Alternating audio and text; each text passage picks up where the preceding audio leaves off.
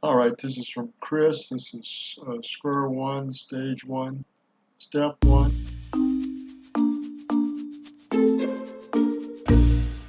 Hey, Square it's one. Chris. Welcome to the Square One Healing Cancer Coaching Program. This is Module 1, First Things First. In this module, we're going to do some broad brushstrokes, an overview to get you started, and to change the way you're thinking about your situation, about cancer, and about your life. The very first thing you need to know is this. Cancer is a divine tap on the shoulder. And there's a message attached. And that message is, hey, the way you're living is killing you. The way you're living is killing you. Very interesting message. The way you are living is killing you. Now, I'm not telling you that to make you feel bad about yourself. I'm not trying to put shame on you. What I'm telling you is now is the time to take full responsibility for your life. One of the most important things I did after my cancer diagnosis was to be honest with myself and say, well, maybe this is my fault. Maybe I had something to do with this. If I contributed to my disease, then maybe I can contribute to my health. We live in a cause and effect world, and our choices matter. Our choices do matter. We do need to be responsible for what we're doing with our health and our life. And we need to be educated about what can improve our life and make it cancer-free and make it less stressful, more energetic, more purposeful, more beneficial. No two ways about it. Way to go, Chris. Thank you. You put in your mouth matters, what you put on your body matters, where you live matters, where you work matters, your choices matter. Cancer is the convergence of multiple health-destroying factors in your life that all come together at the same time. Where you work matters. All these choices are being converged into your body and your health and other things. Very powerful message. The way you're living is killing you. Just go ahead and accept it. And if you go ahead and say, okay, this may be my fault, you know what that does? It empowers you. It empowers you to change. The cancer industry wants you to think it's not your fault. They want you to think it was just random bad luck and that nothing you did mattered, therefore nothing you can do matters, except showing up for surgery, chemo, and radiation treatments.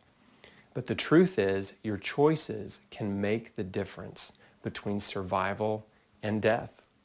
Whether you're doing conventional treatment or not, there is so much you can do to promote health and healing in your body, and we'll cover it all in the Square One course. The point is not to blame yourself and wallow in self-pity. The point is to accept responsibility for your situation and change everything you can for the better. Wow, what a powerful message. I'm going to pause and stop that here. I'm going to put some more light on my face. Happens for a reason. And most of the time, the reason is you. You are the reason that many things in your life happen to you. Not everything, of course, but a lot of things, because the decisions we made in the past affect our reality today.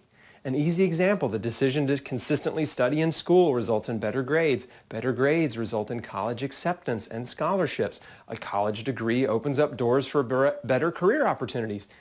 All of our decisions matter. The diet and lifestyle decisions that you've made up to this point have all affected your health, whether you've realized it or not. And now we're going to make some changes. When we change the input, we change the output. Okay, so let's talk about the specifics of cancer. First, cancer is natural and it is normal. Every person develops precancerous and cancerous cells in their body in their lifetime, but not every person develops tumors. The difference between the person with cancerous tumors and the person with no tumors is their immune system. Your immune system is designed to identify and eliminate viruses, bacteria, parasites, pathogens, and mutated cancer cells.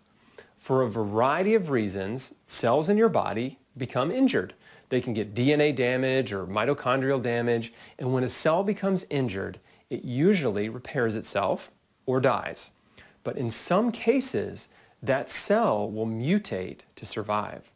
If it's deprived of essential nutrients or oxygen, it can mutate to become cancerous. Every cell in your body is programmed to die at a certain point. Some cells live for a few days, some live for weeks, some cells live for many months, but they all have a programmed lifespan. The cancer cell doesn't have that. When a cell mutates and becomes cancerous, it starts dividing uncontrollably, and it loses the auto self-destruct mechanism, and it keeps living and multiplying. Eventually, it forms a tumor, and then cells from that tumor leave and form new tumors in other parts of the body. That's the way we've been told cancer develops. But 2 studies on breast cancer published in 2016 found that metastatic cancer cells leave the primary site before the tumor is even big enough to detect. Generally, a tumor can't be detected until it's at least 1 millimeter in size. But by then, it contains between 100,000 and 1 million cancer cells. And it's been growing for 6 years. Stage 1 is metastatic. You already have cancer cells circulating throughout your body. This is why early detection is often too late, and why metastasis happens after they tell a patient, we got it all. A properly functioning immune system is designed to identify and eliminate cancer cells. And if it's not doing that, if you have a tumor or lesion in your body, then that's an indication that your immune system is either overloaded or suppressed, or maybe both. It can't keep up with the demands you're placing on it. Cancer didn't invade you from another planet. These are your cells. Cancer is you. It's your DNA. Your body created it, and your body can heal it. How do I know that? Well, besides my own healing experience, I've talked to, interviewed, and coached hundreds of people who've healed cancer. And many of their stories are much more remarkable than mine. I've met and interviewed many people who've healed stage 4 terminal cancer after chemo, surgery, and radiation failed them. And others who've healed without doing any of those treatments. If you know my story, then you know I had surgery, and then I chose nutrition and natural, non-toxic therapies instead of chemotherapy. And my odds of survival as a young adult with metastatic colon cancer, stage 3C, were, as my oncologist put it, very grim. I had less than a 30% chance of making it to the 5-year mark, and less than a 20% chance of making it 10 years. I firmly believe that the radical diet and lifestyle choices that I made all the difference. My choices are the reason I'm here today. In the medical community, and especially in the cancer community, there's a long-standing belief that cancer is linear. That means once it starts in your body, it can't be stopped. It's like an unstoppable train. And the only way to stop the train is to blow up the tracks with destructive therapies like surgery, chemo, and radiation. But there's a lot of scientific evidence to the contrary. When cancer goes away on its own, it's called spontaneous remission. This is a medically documented. This term, spontaneous remission. Trying to get it here.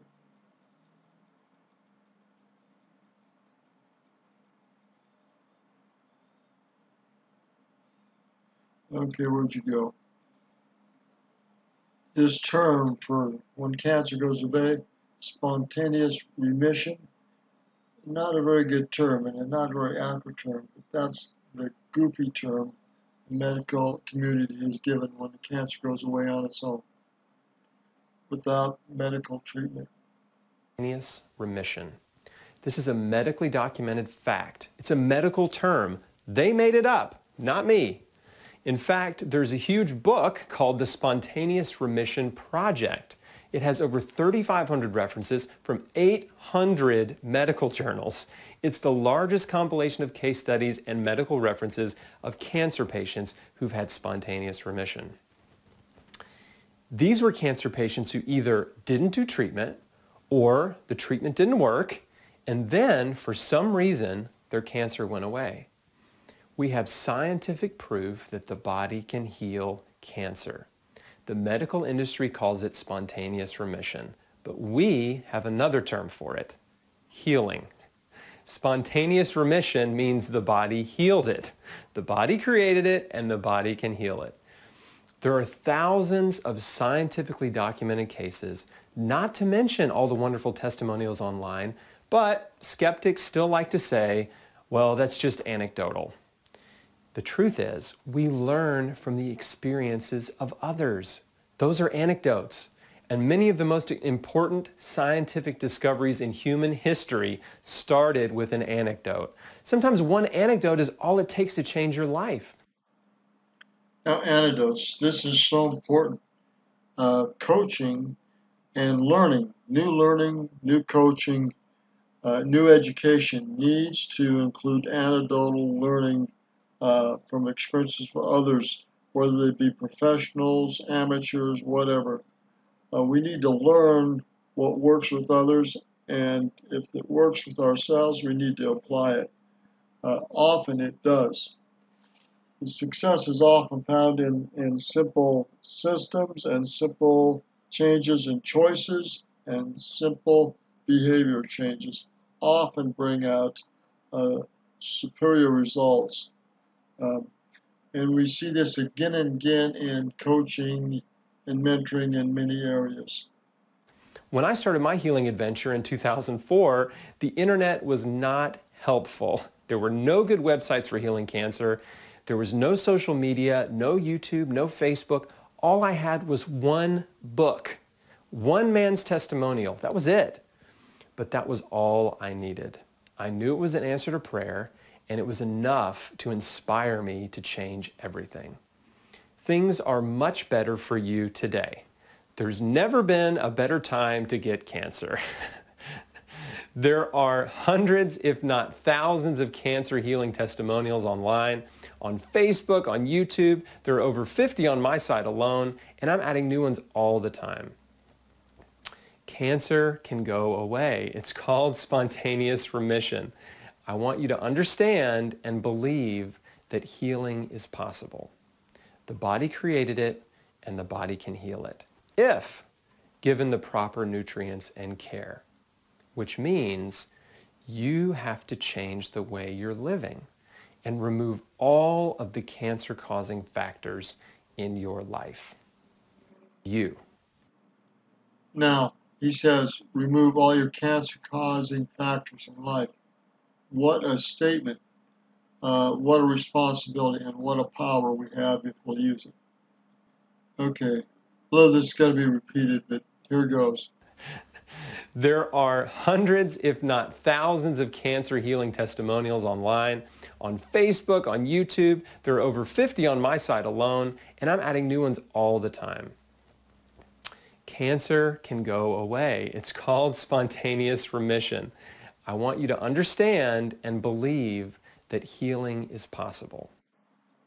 Now, we're actually talking about the body's ability to heal itself, which needs to be used in medicine all the time. And it needs to get more and more used in a preventative way, which they are not using because it is not profitable.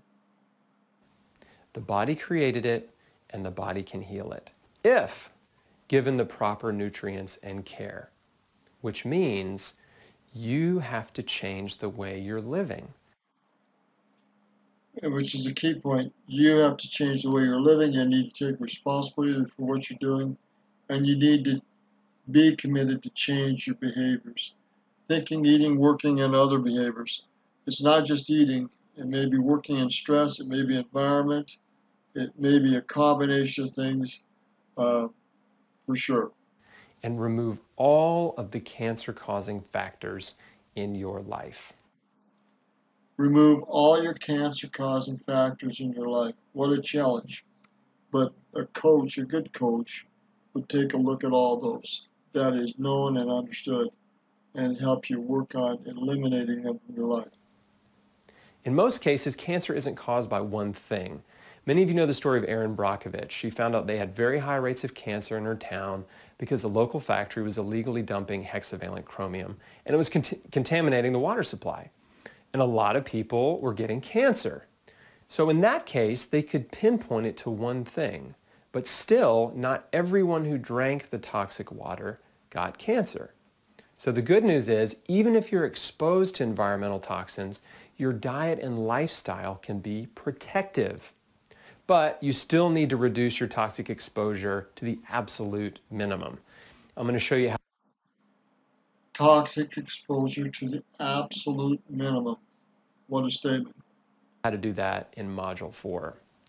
Several recent studies have concluded that between 70% and 95% of cancers are caused by our diet, lifestyle, and environment. I'm going to add a fourth factor, stress. I'll address that in Module 5, but I'm glad he did stress, because work stress can be it, emotional stress, your home situation, financial stress. There's a lot of problems with stress. And my previous studies show that stress is a big problem in cancer and attacking and weakening our immune system. But for now, let's talk about the first three. Many researchers believe that less than 5% of cancers are genetic and that 95% are caused by diet, lifestyle, and environment. But even if that figure is closer to 70%, that's huge. 70% has almost everything to do with you. So let's talk about epigenetics. Epigenetics is a branch of science that studies how genes express themselves. So we know that not every woman with a breast cancer gene gets breast cancer. Why? Because your genes don't determine your fate. Your diet, lifestyle, and environment all contribute to whether or not your genes express themselves. We've all inherited some good genes and some bad ones. We want to express or turn on as many of the good cancer-preventing genes as possible, and you want to turn off or prevent the expression of the bad cancer-causing genes. Your diet and lifestyle behaviors and your environment can make all the difference. Your choices matter. There's a recent study that looked at multiple groups of twins. And what they found is that if one twin gets breast cancer, then the other twin has a much higher risk of getting breast cancer, especially if they're identical twins because they're genetically identical. But even though the other twin is a higher risk, many of them still don't get cancer. This further illustrates the point that it's not just about genetics. Genetics may load the gun, but your diet and lifestyle pull the trigger. So yeah, you may have a higher risk of cancer, heart disease, or diabetes if your parents or grandparents had those diseases. But your risk increases the most if you eat the same Western diet as them. So if you live the way they lived, you can expect to get the same diseases they got. If your mom got breast cancer and she had a Western diet and she didn't exercise, and then if you eat a standard Western diet and don't exercise, then yeah, you probably will get breast cancer too. But if you eat a radically different diet modeled after the longest living people around the world with the lowest rates of breast cancer, and you're active, then your risk of getting breast cancer will be much, much lower. The rate of breast cancer is 6 times lower in Japan than it is in the US. But when Japanese women migrate to the US and adopt the Western diet and lifestyle, their rate of breast cancer eventually rises to the same level as American women. Wow, what a statement. What a statement.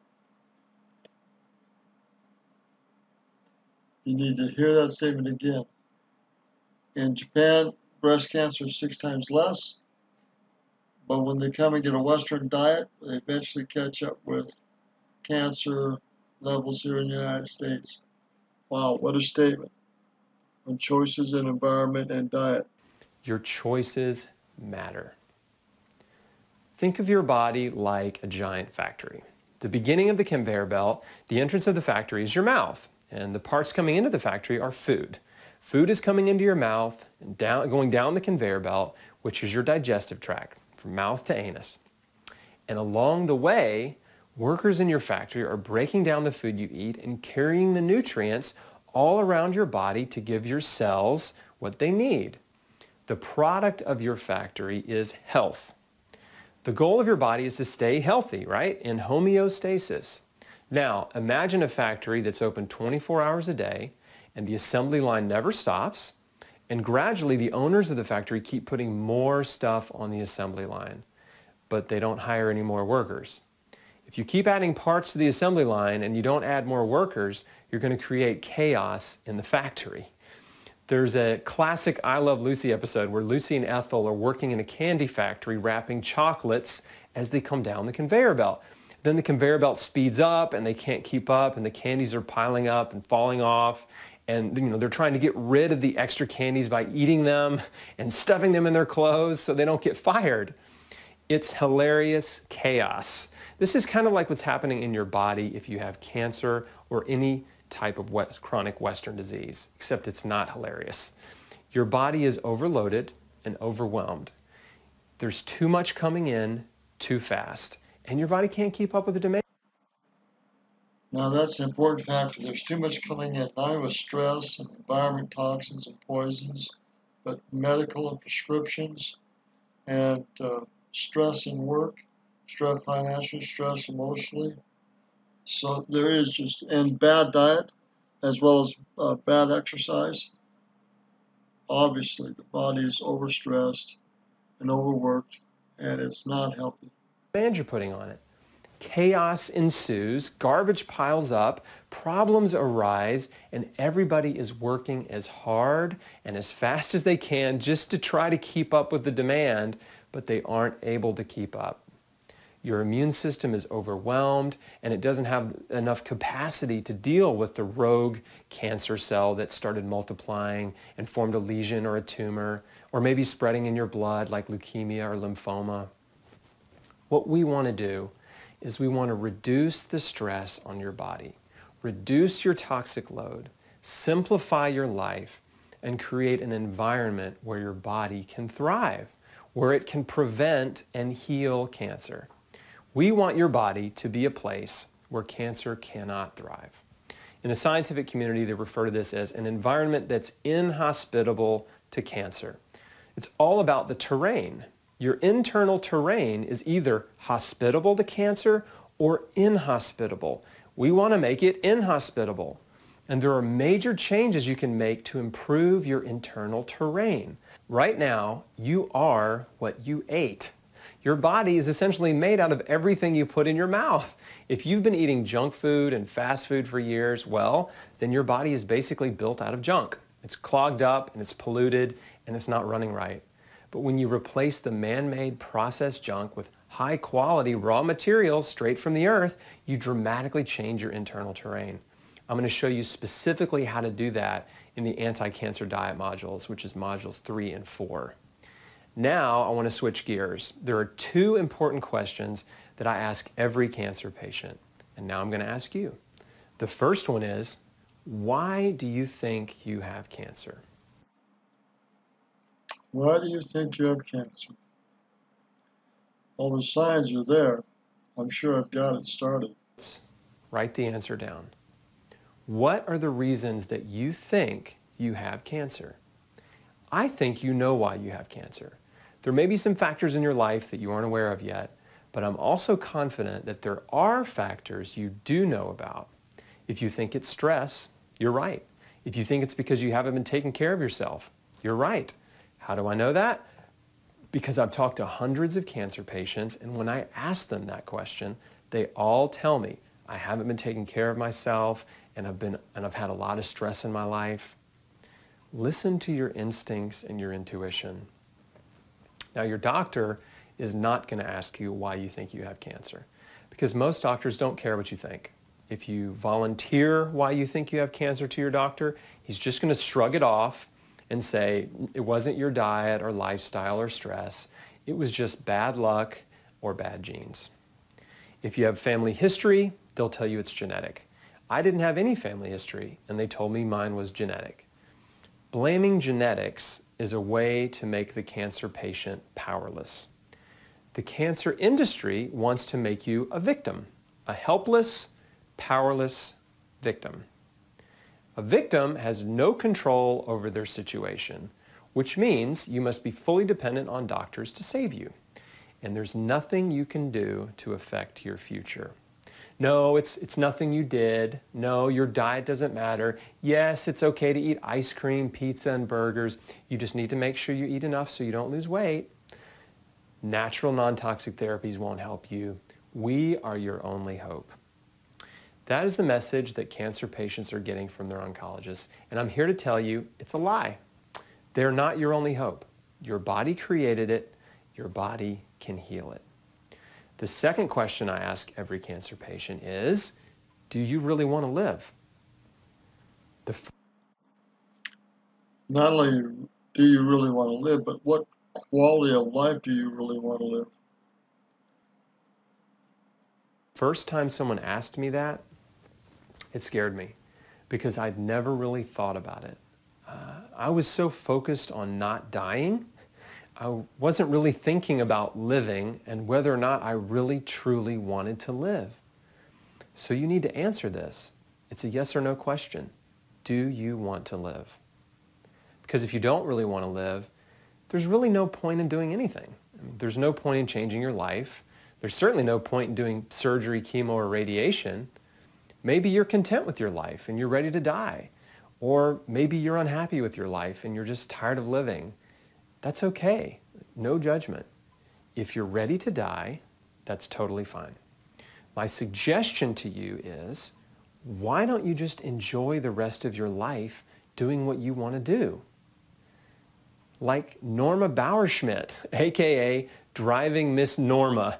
She refused cancer treatment at 90 years old, hit the road in an RV, and spent the last year of her life traveling all over the U.S. having adventures with her son and his wife.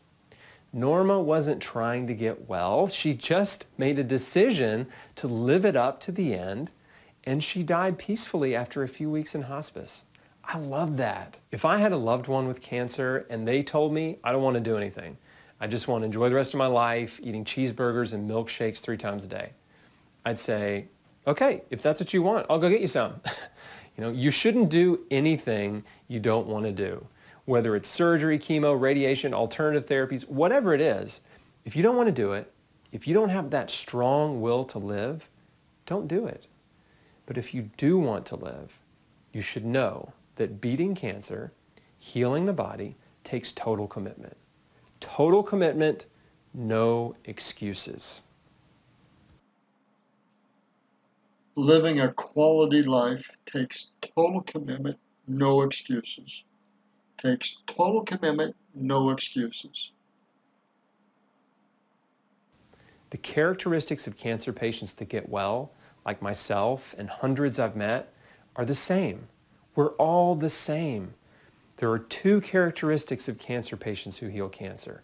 1, they have a strong will to live.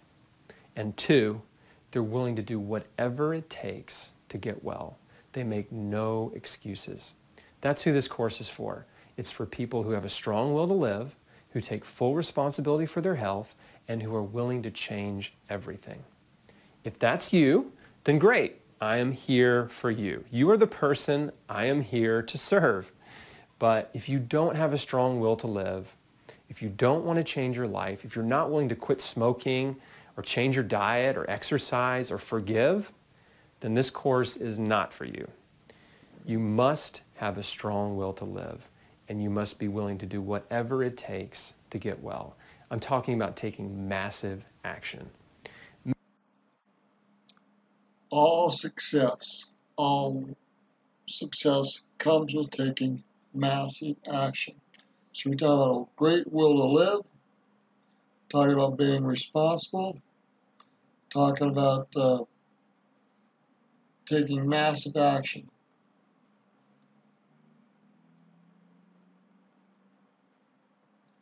No excuses. And we're talking about taking massive action.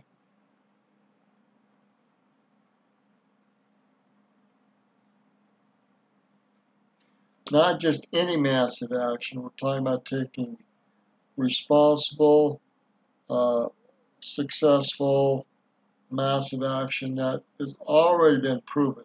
A system that has already been proven. Minimal action usually produces minimal results. Massive action produces massive results.